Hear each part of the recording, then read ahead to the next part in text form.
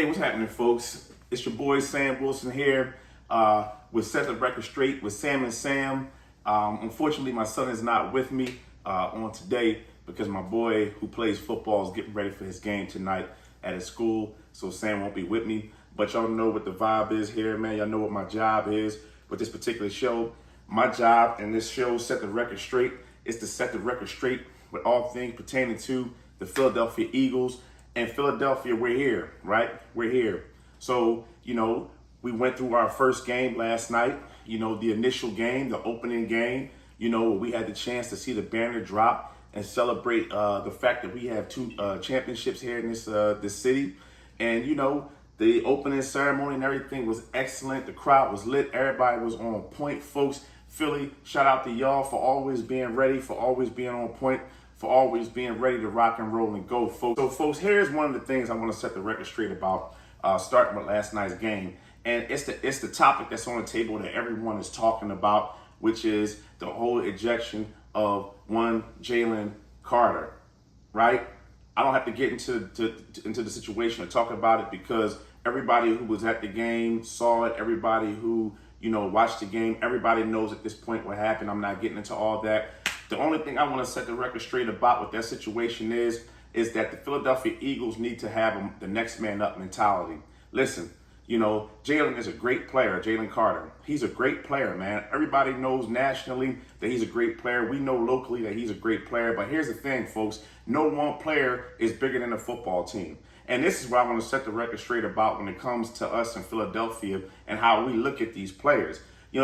Players should come into a game with the mindset to do everything they can to help the team to win, not position themselves and find themselves in scenarios where they're getting ejected and they're putting the team in a bad situation, let alone putting the team in a position where the team could potentially lose. So, when it happened last night, Sam, my son, will tell y'all, as soon as Jalen Carter was ejected after the incident, I just said, next man up. I wasn't angry. I wasn't upset because for me, it's championship football, man. It's championship football. And for all of you that watch this show and have supported us, we appreciate y'all. Like and subscribe, but we appreciate y'all comments. And all of you who have heard me talking have constantly heard me talking about a championship mentality. And here's one thing that champions don't do. Champions don't worry about other players who are on a team that aren't focused, no matter how good that player is or even really their particular, contribution to the team. We want everybody to do well. We want everybody to succeed. We want everybody to be the best they can be because if everybody is coming together as a team and doing their job, then it increases your chances of winning.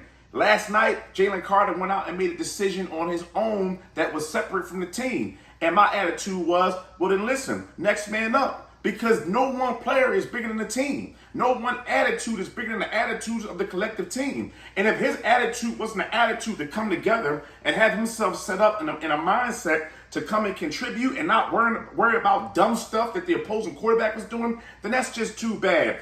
Next man up mentality. Listen, I don't care what he did.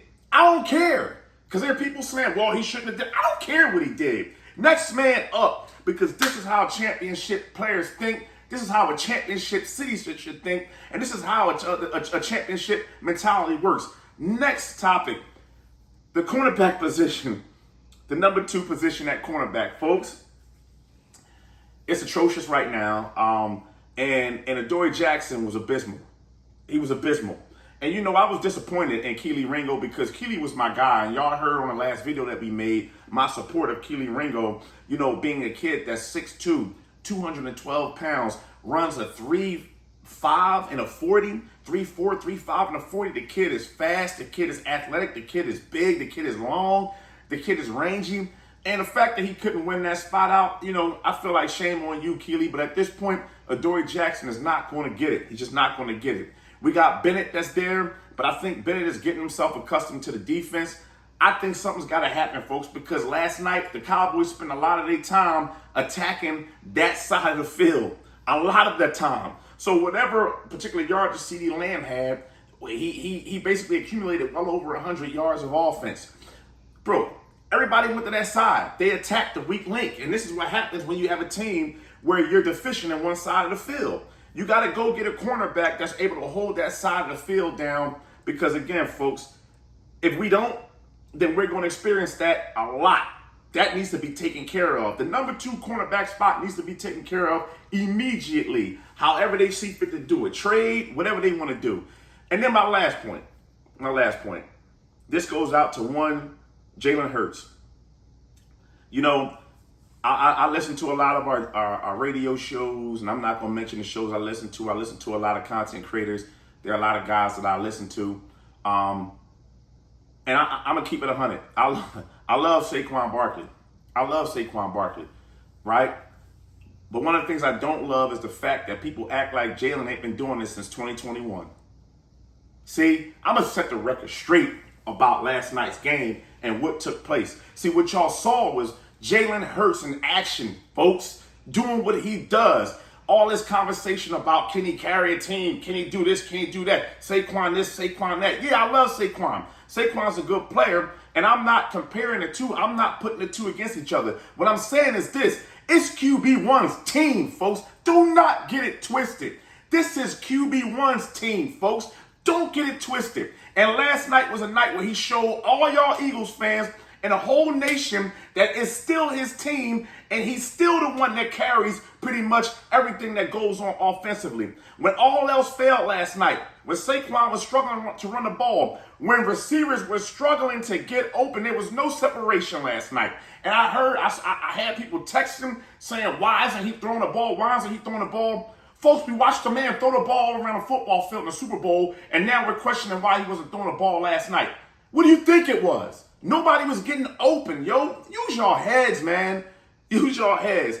I'm setting the record straight about QB1. It's still his team. I don't care who like it or who don't like it. I don't care who has an opinion or doesn't have an opinion. This is still QB1 team, boy. And he showed y'all last night. Not only did he outplay everybody just about offensively on both sides of the ball, but he had my main man, Michael Jordan, sitting in the stand, or not in the stands, but in the press box watching him last night, bro. Come on now. It's still QB1's team. Give my boy his respect. He carried this team last night, and we don't need to hear nothing else about anybody carrying the team and Jalen Hurts coming along for the ride.